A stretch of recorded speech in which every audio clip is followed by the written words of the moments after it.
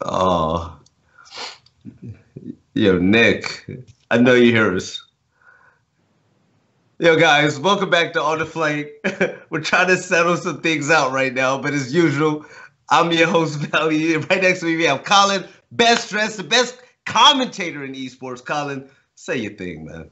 Ladies and gentlemen, welcome again to another week, another beautiful week of On the Flank. And I'm telling you right now, one of the best things about this week of On the Flank is we are usually joined by somebody who needs no introduction, needs no kind of background or setup, but this week especially. Because this week, ladies and gentlemen, we are joined by none other than the coach of the undisputed, the one, the only OpTic Gaming. The boys that have done it yet again. They did it in Mexico City. We're joined by OpTic Ashes, a.k.a. I call him Nick a lot. How you doing tonight, man? I'm doing well, man. Thank you for the introduction that I'm sure everybody dreams of. Colin, that was whack. That was whack. Oh, my bad. Wait. Friend to friend, Colin. We can talk like this. You introduced the guy. Oh, they did it again. They beat the shit out of Denial. They done did it again. That's the intro that you gave him. Look. I said it on Friday, baby. I said it on Friday. I said OpTic way up here. Everybody way down here. You gonna have to go. You got to give them the old. How do I put this? Look, you doing Rainbow nowadays. You should know how it is. It's like you're playing safe house. You gotta go through the attic, the first floor, the clubhouse basement. You gotta go through all that, and then underneath the basement is where most of these other teams be acting right now because of how bad OpTic Gaming put it on Denial in the finals when they got there. Wait, I just want to give a timeout. So we have a new director, and I'm gonna throw you under the bus for a little bit, only because I personally know you and I love you. But UGC Nick. If you okay, he changed it. We're under Gears of War now, and he finally fixed the title, so we're under the right game. So, chat, if you can, go ahead retweet the stream because we were on Smite for a little bit. I have nothing against Smite, but that's that. But I say we go ahead and kick things off with the first talk. But before we want to do that, I got a new package from G Fuel. And Colin, wait, did they send you the new flavor? I did not get the new flavor. What new flavor? Are you serious? What are we talking about? What are we talking about right now? Colin, what are we talking about right now? I will ship this to you. All you gotta do is say the word. I don't care. Like, I will ship this to you. Yo, I got the new FaZe Battle Juice, man. I believe it was discontinued and they brought. Dog, I haven't opened it yet. But if I open it, I have a feeling it's gonna be like a can of whoop ass. I sprinkle it in my water, my drink. Shake it up a little bit. Win a few games on Apex. But I'm gonna give a shout out to G Fuel. G Fuel actually sponsors the show, and we're thankful for them. As you see, they gave me about $500 million worth of G Fuel. They hooked my boy Colin out with a little something, and that's why I ripped their shirt so proudly. Without G Fuel, we wouldn't be as far. And I want to thank UGC for also hosting this show. But I also want to give a shout out to everybody in the chat. But jumping into the very first topic of the day, Mexico City. All right, I'm going to say this now, Nick and Colin, and feel free to chime in if you want to. Mexico always throws the best Gears events, but I feel like something was missing because of RosterMania. Something didn't feel right when it came to competition. Am I the only one that felt that way? I agree. The reason why I'm saying that is because of the fact that going into Mexico, before RosterMania happened from the prior event, was that we saw the growth of so many teams coming up together throughout the entire season, building storylines that were actually extremely unique, storylines that had fans attached to them. And with RosterMania happening before Mexico, we saw a lot of different teams, and a lot of them didn't place well. And just some of the teams weren't, we saw players in different roles, and it just didn't feel comfortable. Granted, we didn't have Zerp, we didn't have Toady, we didn't have Powers, but also we saw the likes of like Speedy and Eternity placing top 12, top 16. It just didn't feel right to me. We saw Heza placing outside of top 8. I felt like we were cheated out of seeing the best competition possible for Mexico. Do you feel like RosterMania had its take when it came to that? RosterMania left a mark. It left a sincere mark. It was like it came through like a cancer. We had to go through chemo. We were coming out on the other side more frail, more weak than we had ever been before. Because to me, you saw all these players that normally, under most circumstances, get roster locked with one another. They have to deal with it. They have to iron this shit out because they're going to have to do this one event with each other. They're going to have to force a situation where it's one of the things that I beat a dead horse all Mexico City. I met a couple nice people that are a lot, the pay grade for them is a lot higher than it is for me, so I just kind of listened a lot, but I gave my 2 cents whenever it was allowed to be given. But I said, we got to figure out a way to stop this. We either got to do a heavier pro point decay on some of the higher teams, because I don't think that'll still end up affecting people like OpTic, people like Denial. It won't cause them to have to all of a sudden become gods week in and week out and treat every single thing like it was the last thing on earth. I think what we're going to have to do, though, is we're going to have to start issuing a roster lock. We're going to start forcing teams to work through these issues and grow up. At the end of the day, that's the number one thing to me, is the mental fragility of most of the people that I get to talk to. If you're not gassing them up, they think that you hate them. If you're not saying they're the greatest thing since peanut butter and jelly sandwiches, they think you're sucking somebody else off. It's one of those things where somebody's going to have to learn to buck up, puff their chest out, and understand criticism's going to come with the life, and teammates are going to be a little bit, negative from time to time, and you just got to learn to work with it, deal with it, and move on with life. No, you're right. I kind of think that RosterMania was part of it, and then I think the age restriction was the other part of it. I feel like because of RosterMania, and RosterMania lasted up until 2 weeks before the event, 3 weeks before the event, you were still seeing those 9th through 12th place teams or 8th through 12th place teams make changes. I think that affected it. But the fact that we had no time to get to know these other top contenders, you obviously know who we are, you know who the people on Denial are, but you don't really know the backstories or the rivalries or the reason why teams are clashing, or the reason why Ghost versus Speedy's team is a good matchup, or you don't get a chance to really understand and learn these teams and then pick a favorite out of them and then want to be tuning in to support them. And then you also don't have the surprise factor of the young guns coming in and upsetting teams coming out of open bracket because there was an age restriction. No, you're right. And even though RosterMania is the second topic, I felt like I wanted to get that off my chest because it's something that's bothered me since Mexico City. But moving into the very first topic, something extremely, extremely positive. One of the teams that actually stuck together is kind of like a blast from the past. We saw Ghost Gaming go into Mexico City and basically put on a damn show. And it was so beautiful to see because the crowd support for Idinos and Chaos and everybody out there was out of this world. Unfortunately, Ghost Gaming didn't get that top 2 placement like a lot of us wanted, but the storyline was there. They put on the show. They beat some great teams, put on great games for us to watch. But I'm excited to see what's going to happen in the future. And the reason why I speak so highly about Ghost Gaming, and I actually congratulated the owner on Twitter and DMs. I said, I want to thank you for the successful rebrand of your roster. We all knew the bad boys of Ghost Gaming, with Speedy, Reshies, and Sleepy. But now this is a new version of Ghost where it's these are now fan favorites. They're not the bad boys anymore. These are the good guys in Gears of War. OpTic's the bad guys. These are the good guys. And they were so fun to root for. And so I'm really happy that Ghost Gaming did their thing, especially after their disappointing placements back then. But moving forward, and especially what happened in Mexico City, Colin, what was your take on Ghost and what did you like about them?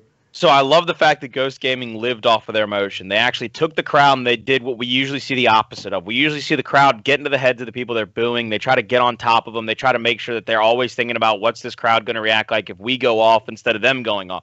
Whereas Ghost Gaming, all they thought about was, if I get a 2-piece or if I get a 2-piece and a biscuit, this guy's about to lose his mind in this front row. He's about to throw on his luchador mask and let them know that we're here to stay. And they lived and thrived off of that. They even made it as far on Sunday as they were giving OpTic Gaming the business in their first map. They were winning 2v1s. They were getting the kills where they needed to. They were trying to push the green wall to the brink. They were trying to show chips in those bricks. But we saw how that ended up turning out. What I'm getting at is I think that the downside to that momentum, that the downside that they have to kind of learn from, is that if they continue to blow their charge early, if they're out there with their musket and they're having to reload because all their energy is expended trying to beat these upper echelon teams and riding this wave of high, they're going to eventually crash, which is what we saw them did. They have to, again, as I spoke in my opening remarks, it's one of those teams, instead of a mental grow up, it's kind of an emotional grow up. You can't let the highs be so high because then the lows become in the basement. You've got to kind of even keel it out. You got to learn where your happy medium is so that you're not literally going out like every single match is for whether $200,000, you're going home if you don't win it. I think if they can do that, they'll be a much deadlier threat because we won't see them lose rounds they shouldn't, but we'll still see them win the rounds that they should. It's one of those things where they've got to learn that nice balance, and everything in life comes with a balance. It's a yin and a yang. I was impressed with them the entirety of the time. I was happy to see how well they did perform in front of their hometown crowd, and if they can keep up that momentum, they can actually stay together through all the way through the finals, and they can keep pounding out that Latin America side of the region. They'll come out as a number 1 seed from that end of our world, and they will again be able to put on another show in the finals for us. Hey, listen, don't flex when I ask you this question, Nick, aka OpTic Ashes. But after that first map, was there any thought in your mind that this Ghost Gaming team might actually beat you guys? Because that looks scary, man. Yeah, I think, Colin, I told you early on in the event, like, that was the one team I didn't want to play at that event. I was ready for us to play any other team. And, you know, like, obviously I'd done my homework on Ghost, but they won. They were playing out of their minds at that event, and definitely like a big shout out and props to them for that, because it was just a different team than the team that we were scrimming. And then 2, they've got, you know, the entire crowd is wearing Ghost shirts or has Ideno's face on it. So it's like, So it's like you're fighting against not 5 or 6 people on the other side of the stage. You're fighting against 6 people on the other side of the stage and 900 people staring at you. So it's, I don't know, like, we lost that first map, and basically our mindset was, okay, like, we know that we suck on slab, so we're not out of this, but we can't keep playing like that. The only, like, redeeming factor for us was the second map that we played was Old Town, which was their auto ban going into that event. So the fact that they let that go through just to ban Foundation against us, it was like a chance for us to go, okay, this is a map that they should suck on because they don't play this map just like we don't play Forge. So we should be able to win this map and have fun doing it and kind of like rebuild that confidence and then go to map 3 and fight for our lives. But like this map, let's like just like have some fun and laugh at the fact that in theory they should suck at it. So that, like, if it had been a different map, it might have been a different story. I mean, because I don't want to take away from them at all, but it was definitely, like, you know, intimidating. It was a breath of fresh air to see another team like stick it to you guys, man. And I'm sorry, like, Ashes, we all want to see you guys lose so bad, even though we. Oh, I know. No, no. Don't say all. Don't say we all want to see them lose. What you saying, Colin? Look, you want to see them win all the time. You don't want to see them get challenged. One of my favorite things in the world is I heard a joke after this last Super Bowl. Somebody made the joke that the Super Bowl's date next year was already set, and one of the gentlemen in the conversation said, "Oh, you mean the New England Patriots Invitational?" I'm starting to feel like we ought to rename these tournaments just the OpTic Gaming Invitational. Whoever gonna make it to the finals to have their shot at the king. To me, I'm actually falling more and more in love with the storyline of how long this team, that when they were made, a lot of people came out and had the blasphemy, in my opinion, to say that they were weaker now than they were before the trade. And I was one of the people that said, ain't no way, ain't no how they're weaker than they were before the trade. And right now, they ain't looking so weak. They got challenged. Sometimes you can make God bleed, but at the end of the day, he's still God, and he's still going to put you down. He's still going to let you know he's here. So for me, I'm loving this whole mentality of OpTic Gaming right now. They've got to look at it through these glasses of everybody wants us to lose. Everybody is against us. And I think that's one of the best storylines we can build going into the finals, because everybody does want to see him lose. Everybody does want to beat him. I want to see OpTic Gaming sit on that throne and get everybody to backhand. It's one of those things to me that I think everybody needs to start buying into. That's a fuel for us. That's a fuel for us. Like, knowing that everybody wants to see us lose, that like helps motivate us. Like, okay, rather than get complacent, like, let's like prove all these people wrong that we're not going to do that. Like, we're not going to lose. We're going to be the final boss of Gears, and you guys are going to deal with it. Somebody after Mexico City actually said that they heard. I think it was Trooper and Spaceman were joking about how they heard the leaked final boss from Gears 5 was you had to beat OpTic Gaming. I couldn't stop laughing at that idea. You come into a small room with OpTic Gaming, win. There you go. Hey, UGC Nick, do me a favor. While we're on the topic and it's still hot, we're going to skip a few topics. Go to the end. Denial versus OpTic, because I feel like this is the right time to jump into it. So everybody wants to see OpTic lose, and no one wanted them to lose more than the second and third place teams, Ghost Gaming and Echo Fox. So Colin, what they do? They did their little fusion dance, put on the Patara earrings, came together, formed a team, kicked Speedy off the way after the first 2K, and then you know what they did? They beat OpTic in the winter finals. And Ashes, when they beat you guys in winter finals, how upset? I'm not even gonna. How upset was your team when that shit happened? Like there was definite like emotion involved. But I talked about this in the video. It was actually surprisingly calm. I don't know if it was like the method or the manner at which we lost, or if it was just like the fact that we got 2-0'd or what it was. But you know, after watching the stream where we lost early in the 2K like a couple weeks ago, everyone was expecting like the rage monsters to come out, like especially in Gilbert, and I was expecting it too, because I'm used to that. Like I remember the last time something like this happened in London, season 1. You know, Gilbert stormed off. He was mad. He was in the middle of that like little shopping center mall we were in, like yelling. Yeah, in Vegas, he threw the chair. So like I was like mentally preparing, like, okay, like, you know, we've got a tall stage, so I got to make sure I don't get near the edge of this.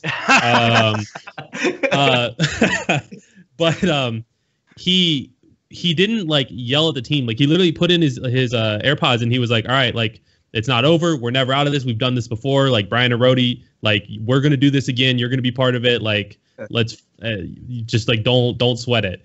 And then, yeah, I was super surprised. And then I said, okay, like, let's find somewhere to talk. Like, everyone be frustrated, be emotional, like, be pissed off now. Because Rody was kind of like the one who was most angry. Yeah. And I was like, be emotional now because we've got, 20 minutes until you got to cut that shit off and we move forward. Yeah. And we found a place to talk in the back. That's when Gilbert got a little bit more worked up because he was kind of like re-going over some of the stuff that had gone wrong. Yeah. And when he like would remember something stupid that somebody did, he would get angry and yell at like that person, but it wasn't like an attack like you would expect from listening to like the online streams. It wasn't like, I'm going to beat you up if you do that again. It was like, come on, man, you're a better player than that. You should know to be better than that. Like, it was almost like an encouraging, angry, I don't know. I wish I listened to that, man. I wish that was mic'd up. Roger was there and he had his camera on. So I think a lot of it will be in vision. But it was, I mean, that was the best leadership that I've seen from Gilbert in the 3 years that I've teamed with him. And Mental too. Mental, known for being quiet. He was there chiming and being like, yeah, like you guys need to listen to Gilbert when he's calling, and then like listen to me, like trust me, like I'm seeing things that you guys aren't reacting to. Like he was like almost being a secondary leader, which kind of blew me away. By the way, I want you to plug it. You say that you talk about these things a lot. Let the chat know where you talk about these things. Most of these things I talk about either on stream at twitch.tv/thyashes or on my YouTube channel, youtube.com/ashesgaming. Yep. Colin, go ahead. Also his Instagram, right? You got that Instagram where you put those coaches tips on there too, didn't you? Yeah, Instagram. Oh, you still do that? I remember you said you wanted to do it. I never checked it out. I've done 3 or 4. I think I've done 4 maybe, and the 5th one should go up tomorrow. Okay, all right. We didn't see the Rage Monster come out, but we did see Gilbert take his hat off. We all know that's bad news, Bears, man. You see that hat come off? Whoo, child! I don't even know if that hat's still with him. He might have thrown that damn hat away. No. But it's not even that. It's not even just a passion that came from Gilbert. It's the fact that after they lose, how many teams do we see in Gears of War run away and talk shit about their own teammates? They don't talk about the issues that caused them to lose. They don't. This era, they don't sit there and say, okay, we lost because of this and that, and it's my fault. Listen to me. This is happening. That's what happens in big games, and OpTic did that, and that just shows that the leadership and the trust that they have for each other on that team is next level, and that's why they're continuously successful. Other teams, like we're in the hotel lobby, and after a loss, you have a player talking about how he carried and stuff. That's not the right way to go about things. So it's more than just watching film about gameplay when it comes to beating OpTic or being just as good as OpTic. It's all about how you talk to each other, because you have to start at the top, man. It's all about respect and trust. Yeah, I highly recommend that when that Vision episode comes out, everybody watches at least the Gears of War section, or at least whatever Roger puts in for that part, because even when Gilbert's calling out, like a glaring example for me was he called out Alex on a mistake that he made, and then he followed that up with like, look, you guys are the 4 best players in the game. I don't want to run out of spawn with anybody else. I expect better out of you guys, and I believe that you guys can do better than what we just did. So like, let's step it the hell up. And everyone was like 100% on board. It wasn't like a blame game. Like he called out a mistake, but he called it out in a constructive way. So it's something that a lot of teams, especially like the teams that kind of struggle to break that top 8, need to take note of. Hey Ashes, real quick, I want to throw this out at you, because I want you to be brutally honest with me. There ain't no way I want you to be two bones about it. Cut through all the BS. Pull no punches. The second y'all reset the bracket and the trash talk came out and y'all's chirping at each other across the stage, Rhodey had to get somebody to put his hand around him, hold him back for a second, because he was going to go over and talk some ish right back to him. Yeah. Did you know it was all over? I mean, did you basically look down and say, well, 14 rounds later, we're going to be champions. It's all right. Here's my breakdown of how that happened, the short version. We were on tiebreaker map versus Ghost, and we were up. And so we honestly, I'm not even joking, started talking about pick and ban against Denial. And we said, okay. Oh, no. Because we were up and we were confident we were going to win because we were playing like in our groove again. And we said, okay, somebody, I think maybe Brian or Billy brought up, should we ban Slab and play Forge? And I went, I'm with it, but let's focus on this match, right? And so as soon as the match ended, we walked backstage. I'm like, all right, I'm about to do pick and ban with Denial. I will ban Slab if you guys are all down to play Forge. I just don't want to hear anybody complain. Like if we get 7-0'd, I want you guys laughing at the fact that in the grand finals of a $200,000 tournament, we played our auto ban. Yes. And they were like, yeah, like, no, we won't rage. Like, it's fine. We'll do it, whatever. I said, okay, I'm putting us on Forge then. So we did pick and ban. I got laughed at by Fran and Fatal because I left Forge open. And then we got on Forge and I said, if we win this map, we're going to win the series. Like, it just, like, there's no way they're going to come back from that. They laughed at you. Yeah, when we did pick and ban, they laughed. So we're sitting there, and we thought Forge was the first map, and so we're talking about like new spawns and like who would play what, and then we're like, okay, never mind, it's Lift. Let's play Lift. So we focused on Lift, and then after Lift, we said, okay, like let's talk about these spawns, and we switched up like all of our spawns and how we switched up like our base strategy on what like everyone does, like 2 up top and 2 in middle and 1 over to cap home hill, and we're like, screw it. Billy's like, I want to 1v2 them. They're terrible, and I'm like, all right, go for it. Yeah, so Billy goes up top by himself, and Brian plays down low with us, and so we have like a 3v2 in mid. We should be able to win that, and we talked about how we should play it out mid round. Billy somehow kills his kid and chases down the other one, so like he wins his 1v2. We win the 3v2 in mid, and Alex killed Fran in a 1v1, I think, and we're like, oh my god, this is over. Like this is there's no way that they're gonna come back from this, and we're like, okay, maybe it's a fluke round, reset, whatever. And it just kept happening and happening and happening. And after we won Forge, like it was like, okay, there's no way. Like we just won our auto ban. We haven't touched this map in 4 months, and we just beat the arguably best team on it. So I think we're good. And Billy was playing out of his mind. He's like, all right, put me in 1v2s on Lift now. Like I'm ready to do 1v2s on like all right, calm down. Billy was getting loose. So Colin, like the best way to describe that finals. Remember when your mama always asked you to take the chicken out the freezer and you forgot to the very last moment and she got home? Colin, my butt remembers. Yeah. I have bad flashbacks, man. My backside remembers. It was red as hell. I got whoopers of a lifetime. Why you gotta bring stuff up like this? I'm back in a war zone now, man.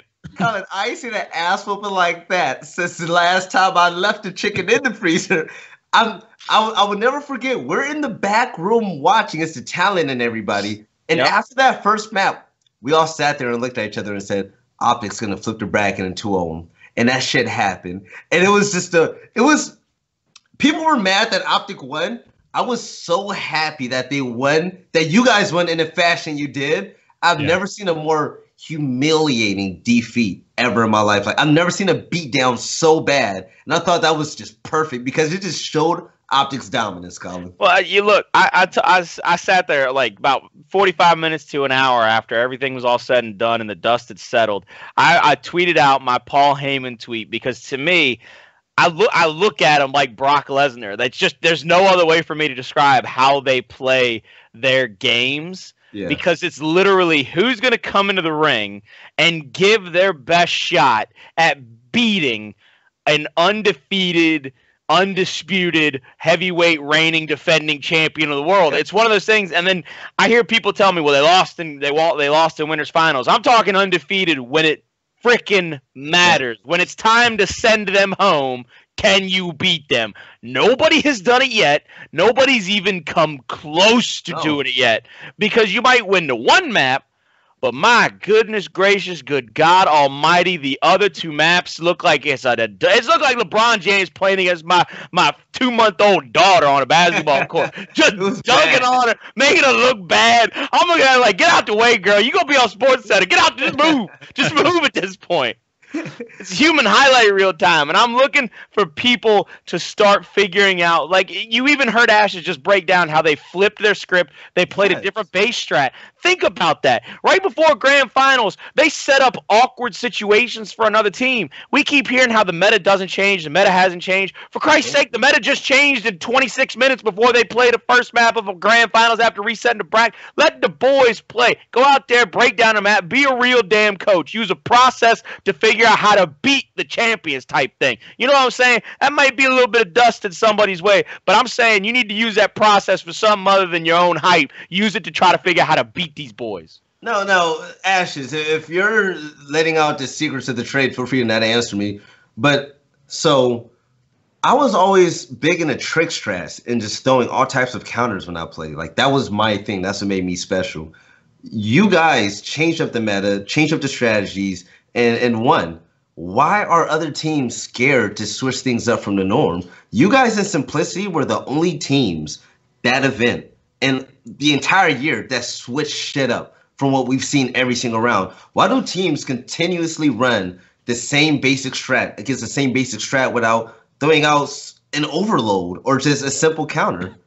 I think it comes down to a lot of things. I don't think a lot of teams, whenever the coalition set the respawn timers back 2 seconds for each round, I don't think a lot of teams realize how long that is, and that you can play pretty much after the first round, you can play it like execution. Yeah. And that was one of the things that we talked about right when that happened, because we also had a roster change, so we were already going over new stuff.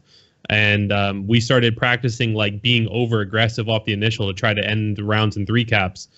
I think part of the problem is also our fault, because against most teams, we just do the base strategy, and that's what people see. And so I guess when you try to like emulate the best, you see that's what we're doing. So you're just trying to like recreate that. Yes. But it works because of like who my guys are, not because like that's what you should in theory do. For Forge, Forge was a gleaming example of how being innovative and different and actually like paying attention to detail can help you win like an uphill battle. Because it started with Billy going, I want to fight a 1v2. And I said, okay, if you're going to fight a 1v2, Brian, you fake going up top so the people down low feel comfortable and like push up. Then you come back. If they don't push up for some reason, Gilbert's going to cut and kill Alex's kid, and Brian's going to take his spot. If they do push up, we kill those 2 kids, then we go kill Alex's kid, and hopefully Billy stalls long enough for us to get a 3 cap. Yeah. And then what ended up happening is like Billy shouldn't win that 1v2, but he did. They played into us because Brian was hiding. So then we had a 3v2 in mid. That's 2 free kills. Alex killed his kid, killed Fran. I don't want to call Fran a kid. But that he wins that 1v1. So that's a side that like that's a 50-50 fight. Alex wins it, and that gives us a 3 cap. So like just being different can help you throw teams out of their comfort zone and take home wins.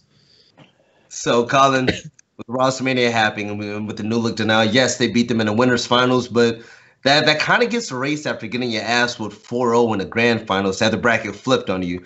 Do you feel like this would have ever happened to Echo Fox? There's which Echo Fox? Like New Orleans Echo Fox? Like we're talking about like Powers. The worst Echo Fox you can think of. The worst or the best Echo Fox? The worst Echo Fox you can think of. Where a 4-0. Oh, no, it would have happened to the Kyle Klaus Echo Fox. It would have happened to Okay, them. We're talking about the franchise era. Okay, I'm about to say, I was like, what happened to them? What happened to them? Probably about the same. I think, how do I put this? I think there's a big difference. There's a lot to be said for having a guy, and I know a lot of people gave me hell for it when I always got really upset when people would say that teams were better off without him. There's something to me about having a player as smart as Kenny on your team. I know his play style doesn't fully benefit this game because you can basically just fly at people and not get punished for it. Yeah. But somebody like that can help you slow a game down. They can help you understand what's coming at you, which is a lot more than I can say for a large group of the players in this game. They don't understand what's coming at them because they don't have that veteran leadership. They don't have somebody that can slow the game down and really make things simpler, make numbers make sense, maybe be able to see through these fake pushes here or bringing people down out of top to make it a 3v2 in that middle area, and they're just trying to buy time. It's one of those things where I think you need that kind of veteran leadership. You need somebody to slow down. So I don't, especially with Powers, I don't think it would have happened as easily to that Echo Fox team. I think they would have gone down with much more of a fight. It would have been at least won a map.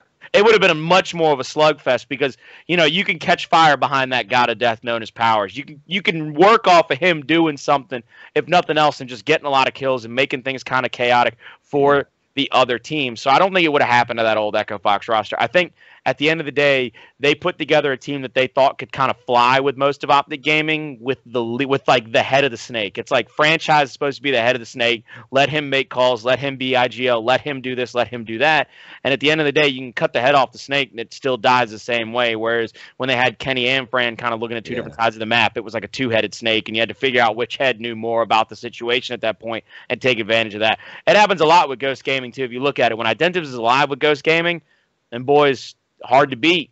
You wipe him off the map, you keep Identives on respawn, it's a wrap. So it's having to figure out how to beat these teams. It's just having to look through the numbers, and you need intelligence, you need veteran play, and I don't think they get enough credit going into events. Not veteran as in their name, not veteran as in their pro points, veteran as in up here. It's got to be right here for these teams. And I think going into finals, and especially Gears 5, you need somebody with the 6 inches and a brain to work through what's happening to them. All right, I see somebody in the chat saying that they won't win with Reddit. They won't win. Such a tongue twister, goddamn. With Reddit, to be honest, I feel like at that level, it has less to do with skill and just communication, rotations, and just execution. Because I feel like a lot of people can win a fight, but I just feel like there's definitely a mental block whenever Denal, Ghost Gaming, Echo Fox, whoever it was, plays against OpTic. Which is why I always said the team with the best chance of beating OpTic, it would probably have to be a Ghost Gaming or Space Station, but. RosterMania, I would say that the people that are currently on Denal, it was worth it because they then solidified their top 2 spots. Was there any team that came out of RosterMania that was worth it to you outside of Ghost and Denal Ashes? I'm not saying this because he's in the chat, but I honestly think Mazer. I love Mazer. Mazer. I'm kind of in the same boat. Like they were that team when they were Elevate. Yeah. Where I was like, I didn't expect a lot out of them, and then they played out of their minds. I think it was New Orleans. Yeah.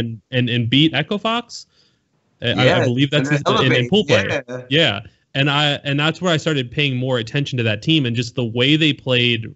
It was kind of like moments, like when they were on fire, it was like moments of like remembering like when we were playing like back in kind of season 1, like still figuring ourselves out, but like still playing really well together. And so that was when I was like, okay, holy crap, that team is going to be like tough, like especially if they stay together. And then after that event, I don't know what happened, but the team like made some changes, and then they were Simplicity going into San Diego, who played well against us, but then fell flat like the rest of the tournament. And then they like split and went their own ways, and that was kind of one of the biggest disappointments for me because I felt like that was one of those teams that, like, if they just stuck together, like, that would be the team that would switch up the top three. And now they're kind of back together, which it sucks because it's like such a reset on like relearning everything as a team and like kind of refiguring out your roles and getting used to each other. Time. Yeah, it's a lot of lost time. You like make a whole lot of progress and then it all goes away and you got to rebuild it.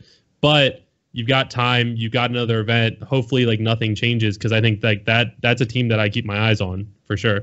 I agree, honestly. So the last time they were actually on main stage, Colin and I actually had the pleasure of commentating that game where I was screaming out of control because of the comebacks that were happening on that game. Round 13, then round 12 to close things off when it was Reciprocity and Mazer.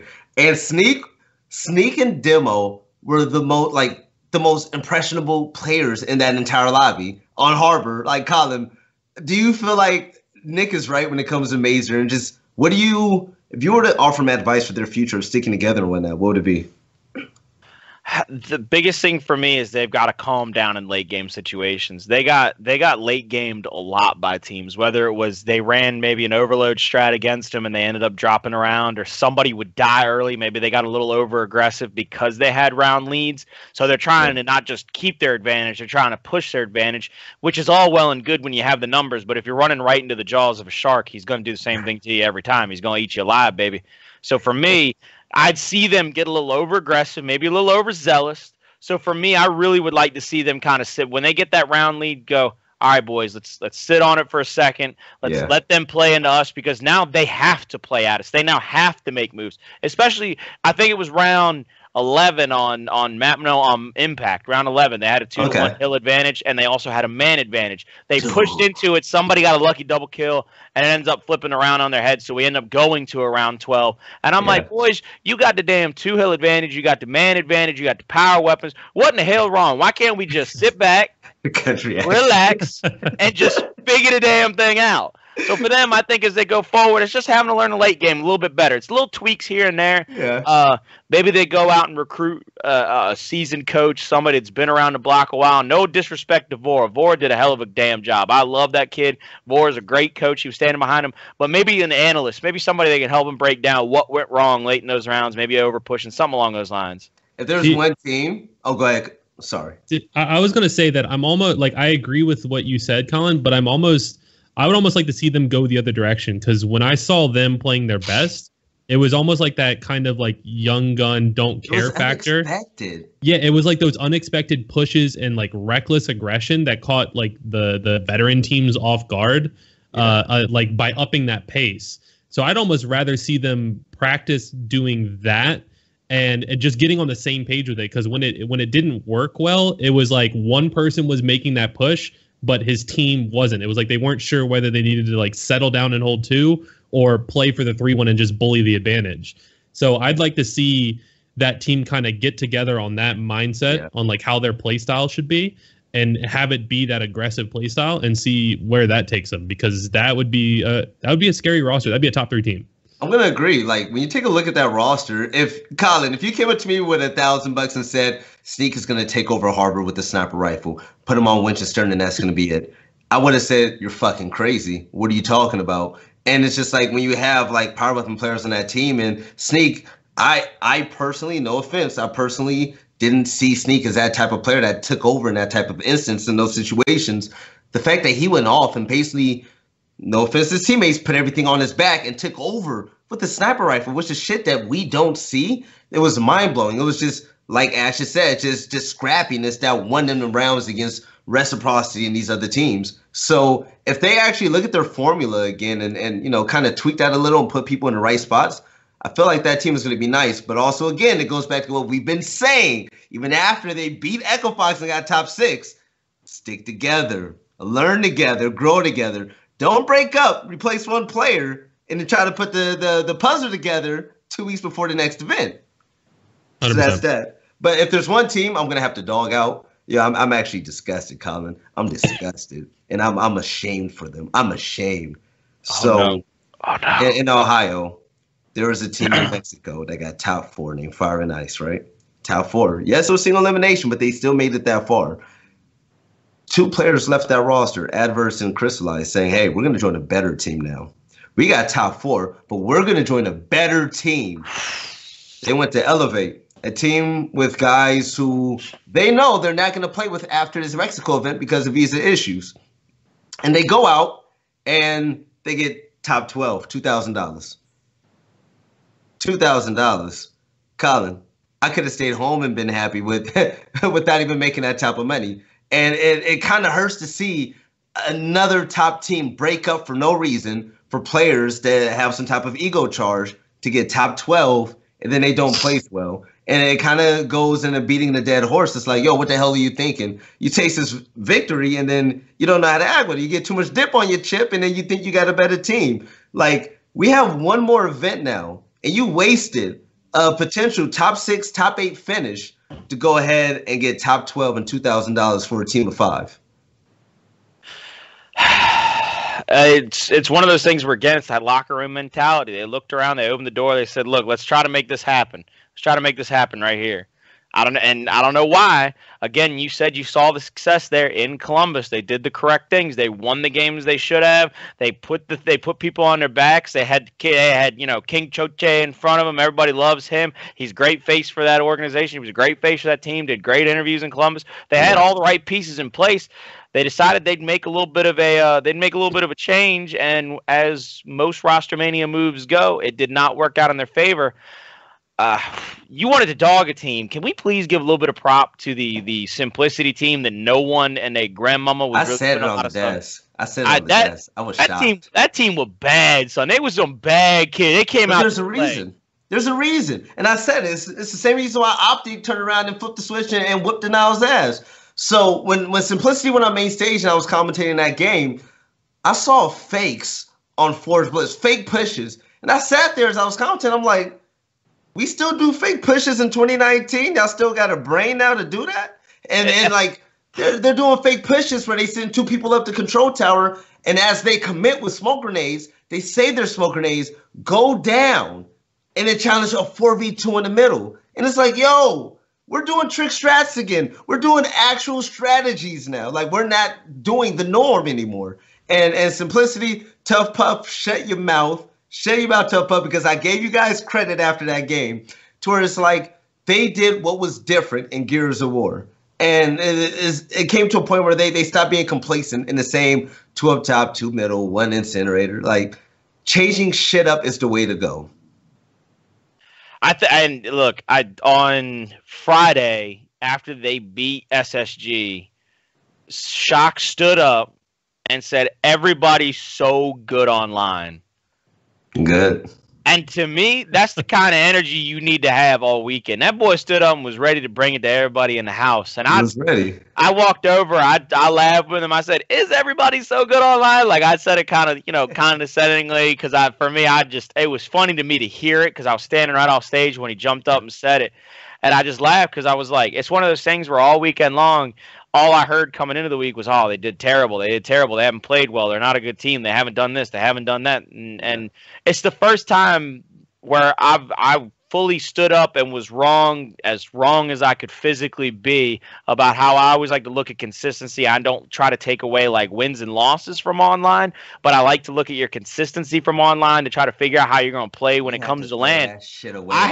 I had to swallow more crow and eat more humble pie. I think it's why I gained so much damn weight in the last week and a half, because I just been eating crow and swallowing humble pie for a week and a half, because every time I think about Simplicity, I'm like, God dang. How the hell did I didn't see this coming. It was like I got hit in the first round and went out. I'm waking up in the doctor's office. It was bad for me, man. It was bad. But you know what? Props to them. Good for them. They were the only two, honest to God, outside of Mazer. I said Simplicity and Mazer were my 2 teams that got better after RosterMania, after watching this event. I agree. And I hope to God they stay together. I just hope they ride it out. Let's just ride it out, boys. Let's just work on this. Yeah, I was pleasantly surprised by Simplicity. I had a feeling like we had a scrim against them, I think maybe it was like Monday night. So like the last night that we scrimmed, the week before like everyone traveled to Mexico. And Shock was streaming it, and we won the scrim like 3 maps 21-1. And we were watching Shock's like chat, and a lot of people were like roasting that team. And I think the moment for me, like I saw that team was going to be okay going to the event, was him replying like, you see a lot of times like when people lose, they get frustrated and they start like replying to the Twitch trolls. And he replied with like, do you guys think like we get on to get beat up? Like, no, we're trying our best. We'll figure it out, or something along the lines. Wow. And like saying something more mature, addressing like he's still addressing Twitch trolls, but saying something more mature like that shows that like, okay, like, yeah, they got beat up, but like they're not like arguing and bickering and like licking their wounds or crying in the corners. They're actually going, okay, like what the heck happened? How do we fix this? How do we make sure that this doesn't happen in 4 or 5 days when we're playing on stage? Yeah. And they definitely like, I mean, they beat us on Impact. That was the first. That's a good match to beat you guys on. Yeah, that was because we were pretty confident on Impact going into that event, and they played really well and beat us on Impact. So I was surprised to see them do as well as they did, but I also kind of had a feeling that they were more comfortable than they were leading on in scrims, at least in scrim results. Yeah. And also, where we're pushing into the last 10 minutes of the day, Colin, Space Station Gaming. I start off the stream with Fallout talking about, the Euros are tuning in to watch the first game of the day. Space Station and simplicity because, Space Station's consistency and whatnot. Everybody expected them to be a contender, like an actual contender, like over Denial before the event started, and I was one of them. But Space Station came out cold. Space Station didn't look the same. And it even got to a question where even Fallout on the desk was like, this isn't the same Space Station that we knew in March. Like, they're placing outside of top 3 now. They're getting top 6, like twice now. They struggled in Ohio. What's happening? Do you think there's a problem with Space Station Gaming at this point? Do you feel like it's just a little dry spell, a little struggle part of their journey? So I think it's a struggle part of their journey. I think those 5 individuals are too talented, and the gentleman standing behind them is too smart to let this kind of get to them. Yeah. I would much rather, and I want it all weekend. I hate to say it. I love Ben to death. I love Hydrone as a human being. He's a nice guy, great personality. I want to see the other 4 guys on that team really start to let their personality shine through, and I think that's going to have to start with some of the introverts on that team or some of the people I don't hear get as loud or get as big. I know it's not a part of their genetic makeup. I want to see Jack, though, kind of come out and be this new human being because the weight of the world came on his shoulders in those last couple of rounds before they got eliminated, especially in that final round where they did get eliminated. And I think it's a difference of when you play something a little bit different because of your genetic makeup. You're a little bit introverted, so you might play it just a little bit on a touch on the defensive side. Instead of letting that thing fly and coming out there and waving it around for everybody and God to see. But look, sometimes that play style gets you in trouble, especially in a game where it's not benefited, Velly. You got to look at the genetic makeup of the game, and sometimes you got to look yourself in the mirror and say, look, I got to be a little bit of a different animal. I think those guys are too talented. The coach is too smart. They've got to just learn to let the thing swing. They really do. And to me, they got to let that confidence come out. They got to build themselves up like lions. They might be licking their wounds right now, but they can come back in the finals and roar and really make noise. I think they just have to figure out how to be a little bit more. See, y'all's advice to Mazer was the advice I'd give to Space Station, whereas the advice I'd give to Space Station would be the advice that y'all gave to Mazer. I think they're 2 teams from 2 different cities. They just got to learn to be a little bit more like one another, whereas Mazer might need to learn to play their advantages a little bit more, play a little more defensive, whereas Space Station, I think, needs to go back and play a little bit more loose, try to throw some smokes here and there, and play a little bit more on that high-paced and that high-octane side. But, I mean, I feel like there's so much pressure put on Jack, which I feel like is extremely fucking unfair, dude. And, the thing is, like, when you take a look at Jack's playstyle and you want to compare him to another top player, I mean, I don't care what the chat thinks about this. I feel like Jack and Praise play extremely alike. They're not super aggressive. They hold it down, and they're extremely clutch when it actually matters. Like, Praise isn't going to be the type that runs in there and tries to force, the 1v2s, 1v1s. Like, he's the one that's like, I'm going to take my time, wait for a Lancer to come in and help me out. That's how Jack is. Jack is a support first, but, if you push me, I have my shotgun, and I'm going to let you try to make the move to beat me. And I'm just going to outplay you. I'm going to outposition you. I'm going to play where I'm comfortable. And I feel like by removing Marsh, it was 2 different, like, dynamics between these players, and also strategies have changed. I mean, take a look at Damn. Like, they don't play Damn the same anymore. Damn, they were the most passive team on Damn the entire fucking tournament. Usually we see Hydrone up front with someone right behind them. No, we saw Hydron on an island in a 1v2 every single time, and he was getting bodied left and right. They weren't playing the same. So I don't think it's Jack. I think it's an identity crisis with this team, man. They don't know who they are anymore. I think it's an identity crisis. And like, yeah, a lot of eyes are gonna be on Jack because you joined the top 3 team and they're not top 3 anymore. It's not Jack's fault. Everyone's playing different and it's showing. These guys are fucking phenomenal. I still think they can give OpTic a run for their money. They're bound to go to tiebreaker game every single time, but not anymore with this new playstyle. They're way too passive to me. Yeah, I think that the identity crisis is like what hits the nail on the head. I think that a lot of teams struggle that after a roster change, even if it's just changing one player. Yeah. You think about like for that team specifically, it was internal issues, right? It wasn't like gameplay related. It was just stuff that happened behind the scenes. But what people don't think about is when a roster change happens, how that like removal of that player changes how like the team's basically like profile is, like what their you said identity is. So a team like SSG, Hydron would look like a god, but you had Marsh who was like there to be like the one breaking ice. He was the one who would like head down through a smoke and be like, okay, I got these 3 kids hurt and I'm down. Hydron, clean them up.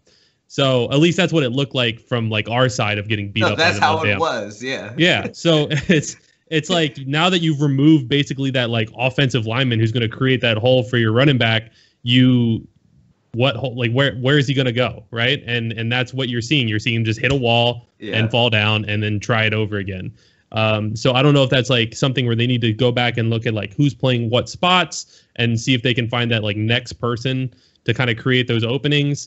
Or just play with that reckless aggression. But it's I see Colin. So I know. Well, what y'all trying to say is, hold on, let me make sure I get this exactly clear. Because I started all this off with saying they need a little bit of a change in their personality, where they got to let the thing swing every now and again and show that confidence. Maybe push somebody every now and again, let it fly a little bit. And then Velly, you decide to say you disagree. But to come back at me and say that they just need to push somebody every now and again, they need somebody to go in, fly at somebody, get a bunch of people hurt so somebody else can go in and clean up and do the dirty work. Change the spots. I'm kind of curious. You just saying the damn same thing that I am. You just using different words for it. Is it no, making it so damn hard? You're both. You're like both right. It's we're like both they right need in different ways. Okay, me so worried. You said you disagreed. I got word. They need to be more aggressive, in my opinion, right? They need to be more aggressive, but they also it comes down to an identity crisis. It's not Jack's fault or not any other player on that team's fault. It's just okay. You've removed Marsh, you've added Jack. Now the team has a different identity, but they don't know what that identity is yet, and they don't know how to like best capitalize on that. So like they kind of need to look at like what play style are they comfortable with. There are teams that, historically do really well with that more passive control play style. Look at like old Envy with like Ribs and Fran, and then Praise, Solars, and Toy, where they had that like, okay, we win the initial because we have guns and Praise, Solars, and Toy, and then we control it because we have that veteran leadership and that old execution mindset with our IGL Fran and then Ribs. Right. So a team like SSG needs to figure out, okay, are we going to be the team that wins and controls, or are we going to be a team that wins and pushes super aggressively? Or like, how are we going to play this map? And they can't do multiple styles at once. It just doesn't work. Yeah, and putting in Jack, where you have one of your most craziest, sporadic, versatile players, it's not working. Like, they need to be more in your face and do what's working. So I'm going to say it's an identity crisis. They're going to have to go back to being overly aggressive, because to me, they were actually the best at that. But I just feel like this whole Jack thing, I feel like it's not pushing him to be different. It's just pushing the team to go back to what they're used to doing. Like that's really all I have to say about it. But you're not gonna be able to get them to do something different if you can't start with the players that are. If you want them to be overly aggressive, you have to start with the players that may be a little bit overly defensive. Yeah. I still would love to see those boys kind of get the same swagger as their coach. When I talk to Keith in person, there's a vibe coming off that cat. That cat, he could walk into a damn room, all eyes on him. He could sell ice to an Eskimo for all I care. That man, he's got the damn swagger and the flavor. shirt. I want to see those 5 boys from the other side of the pond get that same swag, that same flavor. I think that's what make them a hell of a dangerous team, because they'd stop having maybe that little bit of a shy, sheepish kind of that EU personality where it's laid back, don't care what's going on. They get that swag. They get that, ooh, boy, I'm coming out. Ooh, boy, I'm coming out. Here it comes. I want to see him get that. I want to see him get that swag from you, Rubik's baby. I want to see him get that from Keith. That's scary, because I was with Keith Sunday night, and Keith walked into a club, and just all the Mexico City women just stopped and looked at him, and they were just like, "Damn, this." Hell, I stop and look at him. I stop and look at him. Like he was Lord Lightskin, and I'm sitting here like, "Damn, he fly!" Like I'm trying to be like him, like. It's just getting your swagger back, man. It's the gun show, Velly. I'm sorry, it's the gun show. You seen this cat? You seen this cat with the short sleeve on? It's the gun show, baby. Get on out of here. To close it up, man, Space Station. So it seems like we all pretty much agree that they're not the same team that they used to be. Not because of the team change. They just forgot who they were. They looked in the mirror, was like, let's try a different hairstyle, new haircut. The haircut ain't working. Go back to the fade, get a little waves in it, and go back to what worked for you in the past. Go back to damn, put Hydron in front and have another goon in there to distract the other players. Go back to what works. We all love Space Station. But the sad thing is, it's sad but great, we have one more event left. So this is do or die time. This is shut the fuck up and play time. So I'm ready for it, man. So, Colin, Ashes, it's been an hour now. I want to thank both of you for coming by on the show. But before we leave and before I go to the gym, so, someone else has to look sexy on that desk next to Colin. Any last words? Go ahead, Ashes. You're our guest. I thank you again for you guys having me on the show. It's always a pleasure of mine to be able to come on here and talk gears and talk about events and talk trash about. No, I'm just kidding. Talk about other teams, though. Shout out again to my 5 players for pulling off the history-making achievement that they did in the last event, because that was something special for everybody. Insane. And it was something fun to watch. So thank you. I appreciate it as always, and let me know when I get to come back. Dude, I love you for coming up last minute. But Colin, Colin, real quick. So Ashes and I, we saw you getting ready for this episode. We saw you walk around. I don't know if it was drawers or shorts, booty shorts. What are you wearing below here? Like, Stan, are you wearing basketball shorts? I got caught. Look, this is how he comes on the show, and it makes me sick. Like, he puts on a nice shirt, a nice coat, and then underneath it all, my man. It was family time. It was family time, baby. I'm trying to have dinner with the wife and the baby. We're just trying to make it happen, all right? You saw me run up here. I still got nuggets and mac and cheese to eat, baby. We having a family time. So I got caught. I finally got caught one time. It happened. It finally happened, ladies and gentlemen. I didn't have the full suit on, just from the waist up. Still look better than most of y'all, and you do go to church on Sunday, though. I'll tell you that much. Still look better than you do when you go to church on Sunday. But Ashes, I want to thank you real quick for joining us. It's always a pleasure of mine to get to speak with you. You've given me a lot of time over the past few months to talk about things, try to figure out how this community works and grows and how it goes inside the esports world. But you know what? I'm going to start it the same way. I'm going to end it the same way I started it. Reigning, defending, undisputed heavyweight champion of the world. Coach right here. Them 5 boys is bad. That's somebody got to climb to the top of the mountain, boy. Because right now they all by themselves. They got a base camp. They waiting on somebody to even get close to the peak. The one thing that I'm going to ask before we close the show, we have one more event left for Gears 4. And it bothered me because we've preached about it for 2+ years now that content is king. Make something out of this. Make sure you utilize your status as a professional gamer to help grow your scene and put out things to keep the community entertaining. That's why Colin and I we do this show every single week. And it's not because we're getting paid $1 million to do it a month. It's because we love the scene. Like, this is passionate for us. The one thing I want to challenge you guys, especially the pros in the chat, Sneak, Shock, Rubik's, you're a part of that circle as well. Step it up a notch. Start to make things interesting for us. Start to actually dig into the game and really reach out to your fans. Really, put out scrims. We want to see something with these 2Ks. We want to see something with these scrims and just reaching out to everybody on Twitter. Make sure you really make the most of this, because this is going to be a crucial time for everybody here. And I think about this every single day.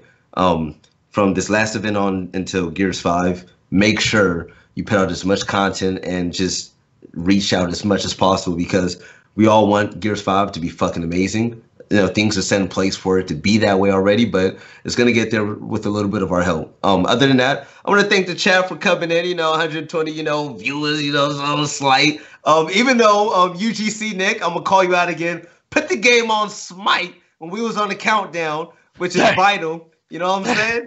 And so, other than that, UGC Nick, I love you. I want to give a shout out to G Fuel for believing in us. I want to give a shout out to UGC. We got all the G Fuel, you know what I'm saying? And we love the scene, man. We really thank you guys for tuning into our shows, because without you guys, I'm nothing, Colin's nothing, and this scene is nothing. So, thank you guys for your support. Make sure you follow us on Twitter. Colin, by the way, I don't know if you caught it or not.